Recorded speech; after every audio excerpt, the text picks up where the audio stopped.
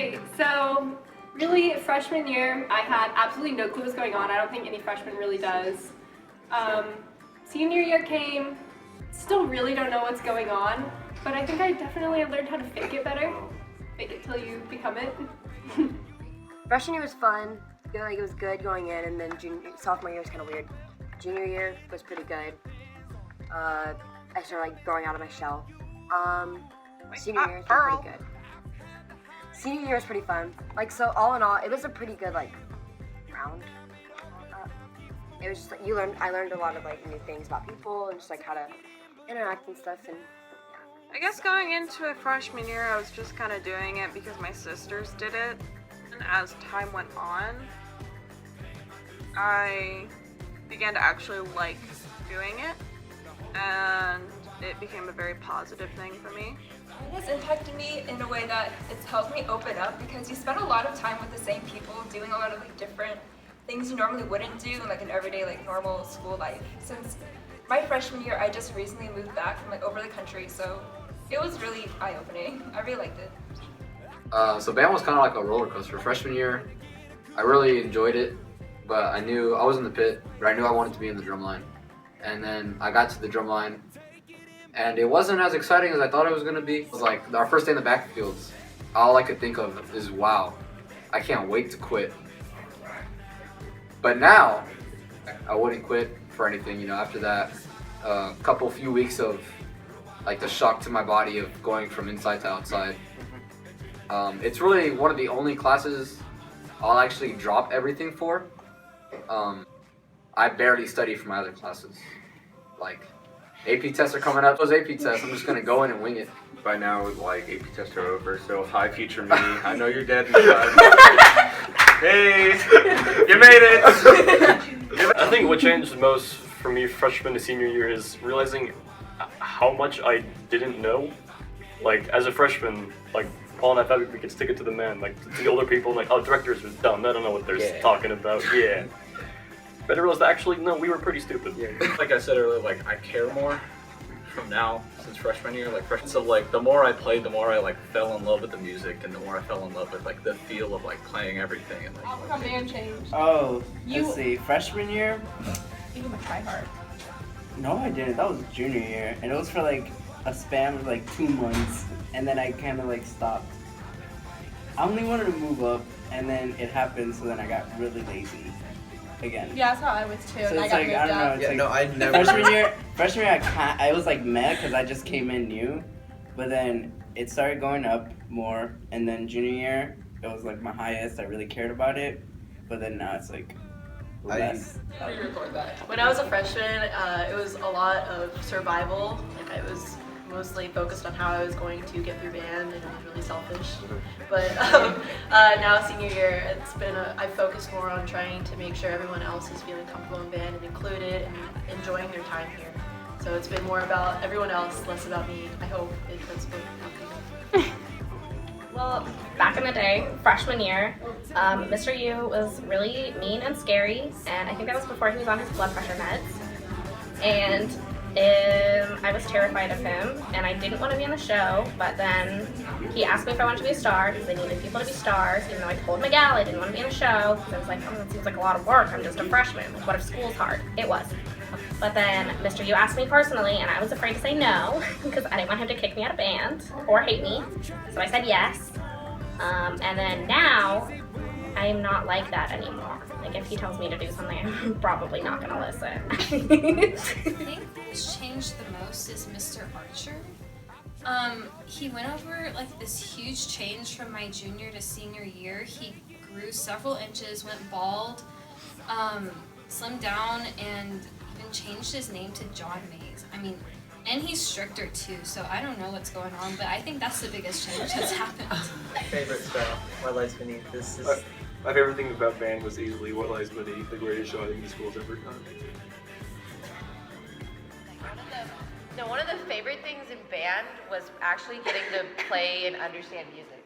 Like, and now, like, listening to music and everything, you kind of understand it, and then like you talk to someone that doesn't understand music, or they play a song and then they're like 3 beats off and you're like, what are you doing with your life? I think My favorite thing about color guard is probably just the relationships that you forge because you're with these people so long, like so much time, and yeah, it's really nice. It's like you have a family away from home. It's really cool to like know that you are a part of something like so big, and like some of the pieces we play are really hard, and it's really cool to know that you were a part of making it. Knowing how like the emotions behind the piece, and you're able to feel that too. Also, different things within band, like if you're part of full orchestra, we did the musical this year. It was so cool to get to do like different parts of music and not just always the same, like just like band piece, you know, just working with a bunch of different types of music has been really fun. Go. Maze would be a vulture. You would be a woodpecker. And Reynolds would be a sweet angel puppy dog. Mr. Reynolds would be a golden retriever because, you know, his beard reminds me of one. Mr. Mays would be a giraffe because he's tall, he's bald, he's got those eyes. It's intimidating. Mr. Yu would be a panda from the waist up and a stallion from the waist down because, you know, his upper body is some work, he's fluffy, but those legs, have you seen them? Those calves, though! Boom. Mr. Mays is definitely, I would have to say, naked mole rat. Because he's bald. Because he's bald. He's also bald. Also, maybe like a bald eagle. Because what?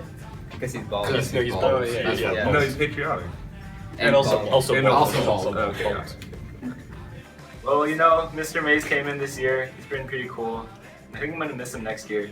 So every time I think of him, I'm just gonna look at my kneecap. Mr. Reynolds Yeah. would be like a furious monkey. Like you just do something and then he'll go off on you. Mr. Reynolds is like the red panda, like master guy in Kung Fu Panda, because it's like he'll just like come in the room and he'll be like, "Shut up," and everyone will shut up. And For Mr. Mays, I'd probably say he's like, you know those like cats that don't have any fur? Like the naked mole rat? Yeah. I Yeah. think Mr. Mays is, you know, that animal because he doesn't have any hair. Archer, don't you? Oh, Archer? I don't know. Probably like, does that have to be like a real animal? No. Okay, like it reminds me like, you know, Goofy from Mhm. Disney. Yeah. He's kind of like. I'd say something like that, but to me it's more like Archer's just there for the payroll. Alright, here we go. Mr. Mays would probably be a narwhal because he's mystical. Mr. Yu would probably be a... I'll do like a pug. Please, do tell. Why would Mr. Yu be a pug? A pug? And then Mr. Reynolds would probably be a bear because he's wise. I thought it'd be like a... He's wise, but if you tick him off, he'll throw stands and throw your phones across the room. Oh yeah. Mr. Yu? I would say kind of more like an Egyptian short-haired chimp. Yeah, that's a good one. To all the underclassmen, especially the freshmen, you are the future of the world. You're the future of this generation. One day I was in your very shoes. I know it's really hard to believe that, but one day you're gonna do as good things that I have done, if not, Maybe better. maybe even better. Be serious. Appreciate the friends you have in band because they're gonna be your friends for a long time, and I don't know. Having these people with me throughout high school has helped me a lot, and having my friends in band has really given me like a lot of support and I guess comfort in knowing that, you know, everything might be going wrong in my life or it might be stressed, but if I'm going to band practice and seeing my friends, it kind of balances out like the struggles of life and stuff. I would change the fact that I didn't audition for drum major for my freshman year because I think being a four-year drum major would be a pretty cool experience, you know, leading as a freshman, telling those seniors what to do and how to do it, you know, just like show them who's who, you know.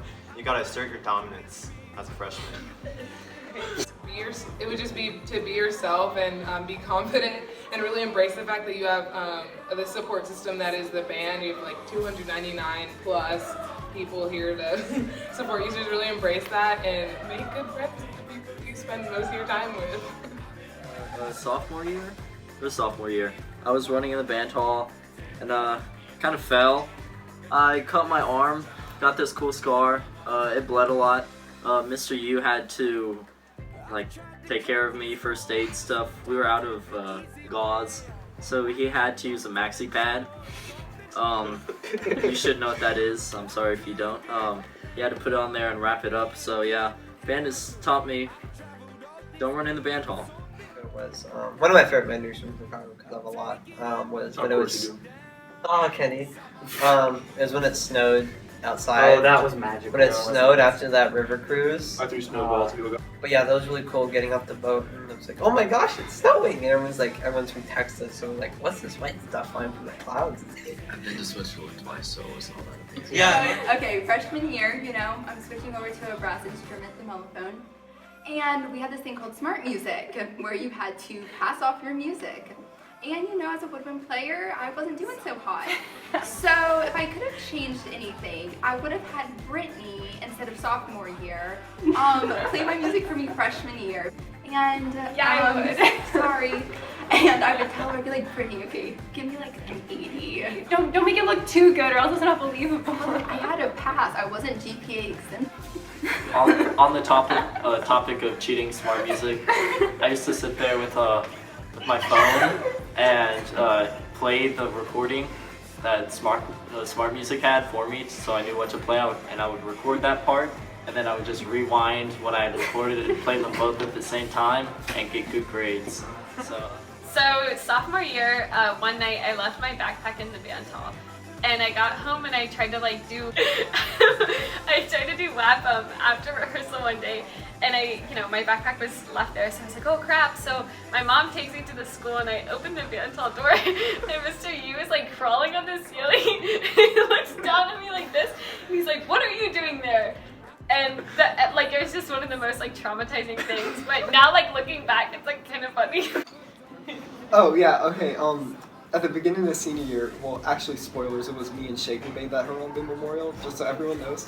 And by the time, I guess we got a month into school, it was kind of getting old because people were putting their nasty bananas and stuff on it. And so we decided it was time to retire it.